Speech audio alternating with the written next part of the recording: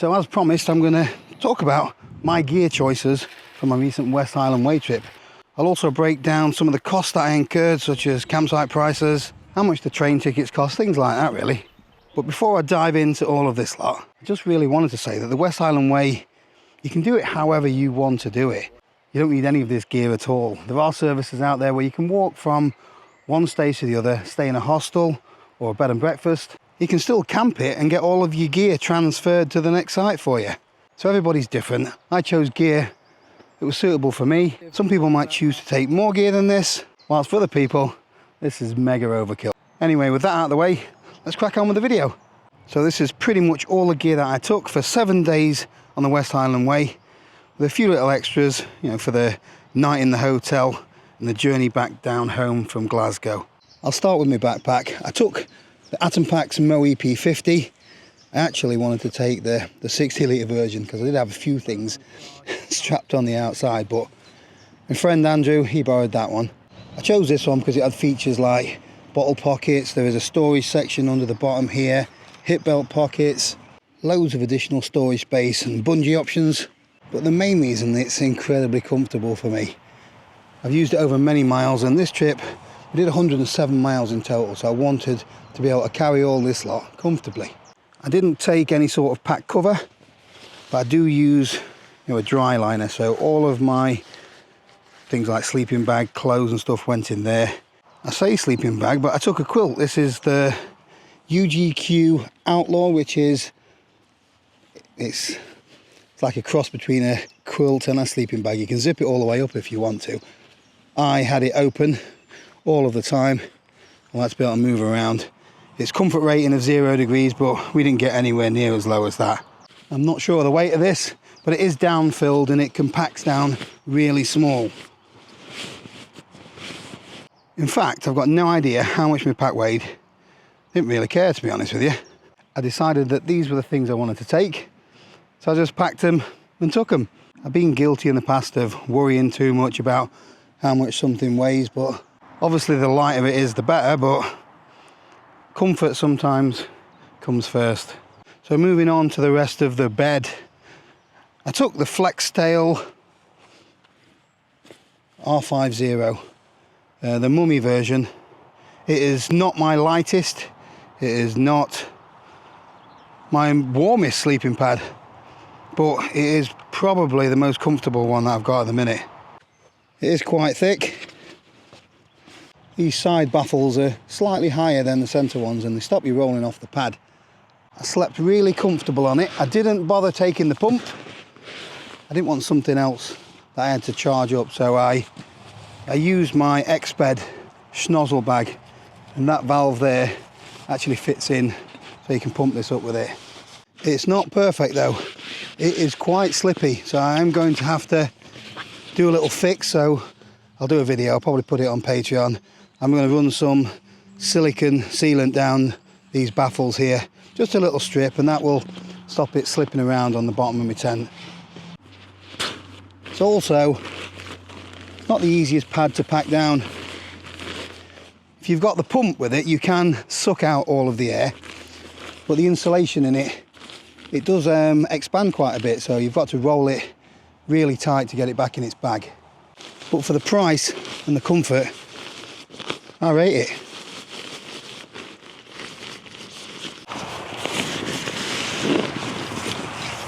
So I didn't see a midge on the West Highland Way, but these bright colours are like a magnet. So to complete the sleep system, a couple of pillars. I think that one's Trekology, Sea to Summit, Eros, and then Flextail Zero mat. This is actually a sit mat, but I didn't really use it as a sit mat. It was more little pillow between my legs because I sleep on my side. They are not the same as a pillow at home, that's for sure, but these pack down to nothing, weigh virtually nothing, so I always take 2 or 3. Clothing, this is probably where I went over the top. So the forecast was for cold and rain. I took a down jacket, had it on once. Scotland is one of those places where you never actually know what the weather's going to be like. Told you it was forecast thunderstorm. So I've got waterproofs that I never had on, down jacket once, Rab Zenith waterproof I think it is. I think this is the Gore-Tex Light, can't remember. This just shoved down in this pocket, to be honest. There's also some Rab waterproof bottoms as well. They're in the pocket at the bottom of my backpack, but they never saw the light of day. I wore this Patagonia, I think it's an R1 Air, except when it was red hot, just strapped to the top of my back. I wore my Bringy string vest. I fit right in Glasgow wearing this, looking like Rab C. Nesbitt. This was brilliant again. It keeps you dry, warm and cool, all of those things, because it helps regulate your skin temperature better. Old school technology, but if it's not broke, don't fix it. I had two different t-shirts. This Rab thin sort of base layer really, and there was a mountain equipment t-shirt as well, so sort of swap between them, give them a rinse. One of them I went home in, I think it was the mountain equipment one, and I also went home in this G-Pax Alpha Polar Alpha Tech whatever insulation fleece. Too warm for that most of the time though. The trousers that I wore have not yet been washed. Dirtbag. These are my Rab. Look at that lot, I've got long legs than I thought. Can't remember what they're called, but I also had a thin pair of Montane Terra pants as well, which they're the ones I went home in. I didn't want to be stinking on the train for 4 hours. Let's get some of these things in the bag.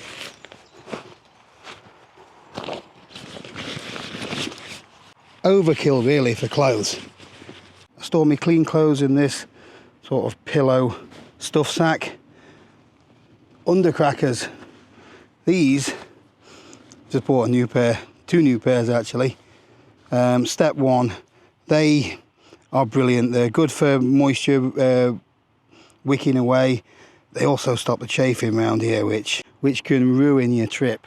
Apparently these are made of bamboo, which you would think are a bit twiggy, but they are incredibly good. I will put a link in the description below, as I will for all the gear that I can remember anyway. For hanging about camp, I took some really thin shorts. They were brilliant, as well as the sliders. I wish I liked flip-flops, but I just can't get on with them, so these were strapped to the bungees on my pack. A couple of other bits that weren't needed, gloves, hat, but this is my merino buff.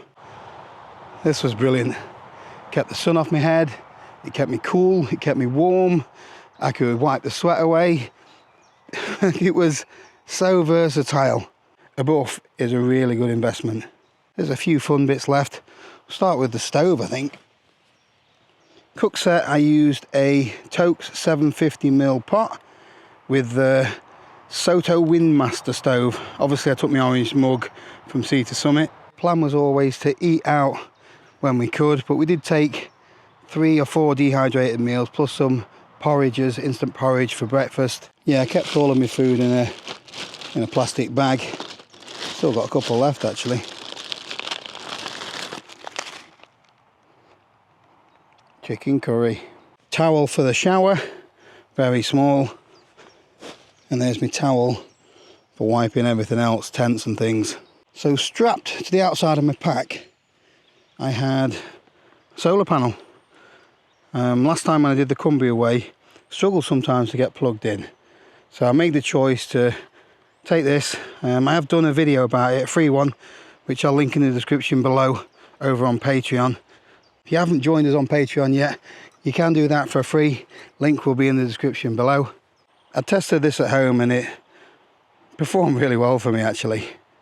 I've got a bag full of goodies in there, bit of first aid stuff, guy rope, pot scrubber, plenty of stuff like this for my camera gear.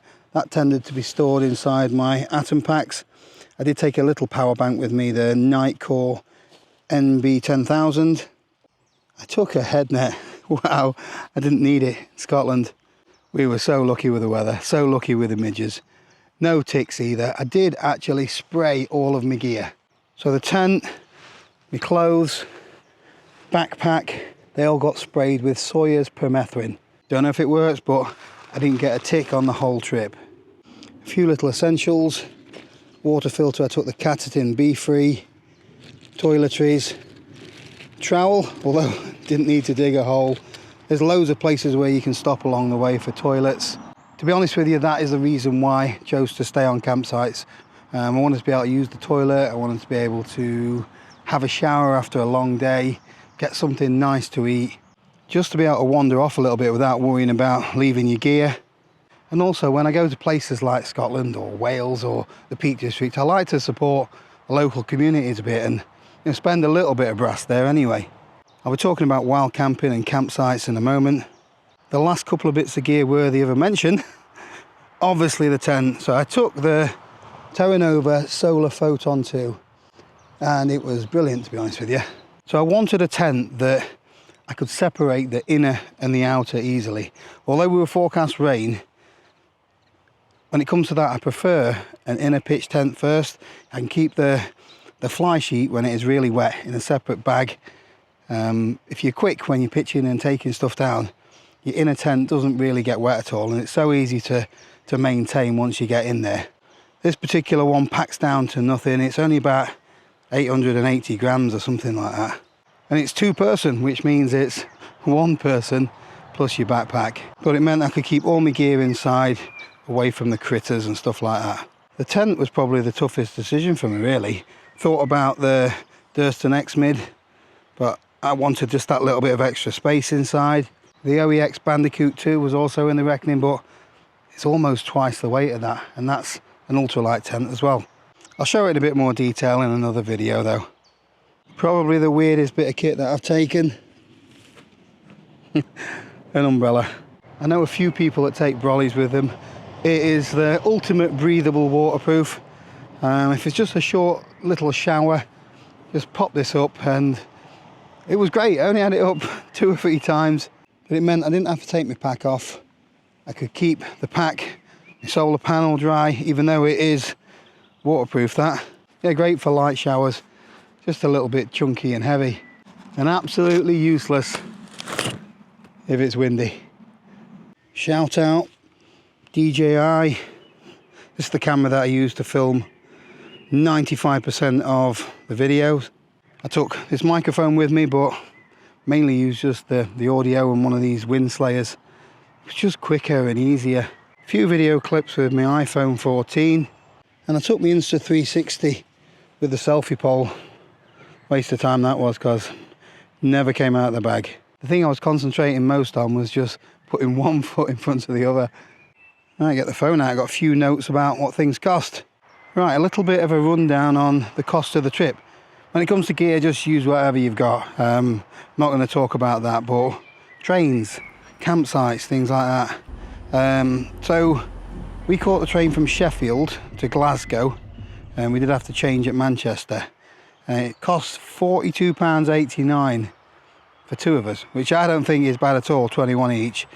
4 hours, 26 minutes, just take note of that. And then we just jumped in a taxi from Glasgow to Mulgai. That was 15 quid. It's £4.50 on the train, but you've got to change off. It's not very far away, but you've got to change and you've got to hang about. And for the sake of another £5, we got a taxi. So when it comes to camping, you can actually wild camp for pretty much anywhere in Scotland, apart from certain sections of Loch Lomond. So you can get permits. It's only £4.20 if you manage to get a permit. You can get a beautiful spot along the banks of Loch Lomond. There are other places as well. You'll need to, I'll put a link to a website below where you can book some of these places. But we decided when we could, we're going to use a campsite. So the first one was at Drimmen, and it cost us £24 for the 2 of us. So, which I didn't think was too bad. It was a nice little campsite, all the facilities that you need. You could charge your phone there. You could order a pizza there. I think that was a tenner as well. I can't remember exactly. It does show you in the video. The food actually in some of these places was quite expensive, but I'll go on to that in a moment. Campsite number 2 was Cashel. So I'd booked that for just for 2 people, and it was £21.25. But when I got there, because it was 2 separate tents, they made me pay another, well, made Woody pay an extra £10, which I thought was a bit, anyway, but that's what they do, that's the rules. And we still, I think we still only had 1 tag for the tent, but yeah, extra tenner there, but so that's £15 a person-ish for the campsite there. There's not much else, there's a shop. I think you could probably walk into a local village or something to get something to eat, but there was nothing else really. Although if you've seen the video, that sunset was absolutely incredible, and they had a nice little sheltered area for you to cook in and things like that. Nowhere to charge your phone though, unless you left it in the shop, which shut at 8 o'clock. Our next campsite was at Ben Glass. That was actually my favourite campsite of the trip. It was £25, so 12.5 quid each. But it had a lovely little bar and restaurant, and I suppose there's something about getting there after that really tough day along the banks of Loch Lomond. The shop was there as well, so although it said it shut at 5 or 6 o'clock, it was open when we got there well after 7. And someone did say that the lady said that she would open the shop for them if they needed a dehydrated meal. So decent supplies there. Good little campsite, that one. Ben Glass, yeah, probably my favourite along the trip. The next campsite was By the Way Campsite and Hostel. We hadn't booked to get in there, but we got there quite early. That was at Tindrum, I believe. That was £30 for the 2 of us. So £15 a man.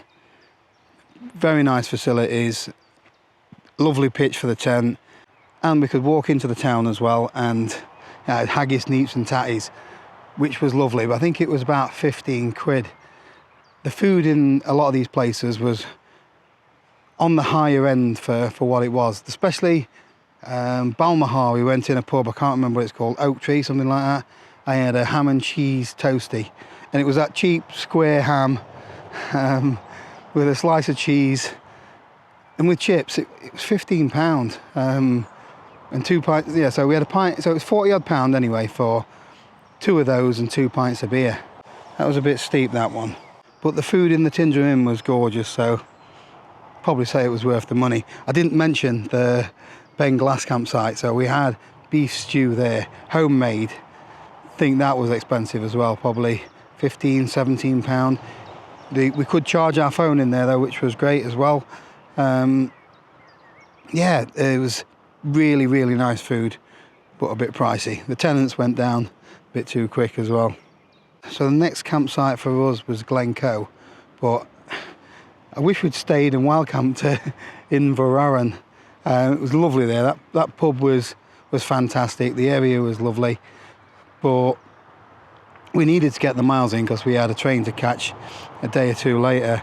Glencoe was £20 for 2 of us, and it was, the actual campsite bit as itself wasn't too bad. Not many spaces there, so if you're not early, you know, you're going to miss out. So up in the mountain centre, I had the Glencoe burger. You guessed it, that was about 15 quid, but that was quite nice. The only thing that let that place down was at the campsite, the shower and toilet facilities were a bit minging. I wish we'd pushed on. If we had the legs to King's House, that looked a lot better there. Little wild camp at the side of the stream, I think it was. Yeah, that would have been really nice, but I don't think our legs had it in us. And our last campsite was a wild camp. Original plan was to camp in Kinlochleven. There's 2 campsites there. There was one at the back of the McDonald's hotel, which is where we were going to go. And we passed a smaller campsite before, which is right opposite the power station. They didn't open till 3 o'clock. In fact, they weren't open when we passed through. And we'd walked on another half a mile or so, had a few pints in the pub, and found out that the campsite was shut. So we could either walk back or push on, do the wild camp, and I'm so glad we did that actually. We pushed on there's quite a steep climb up from Kinloch Leven, and we got that out of the way.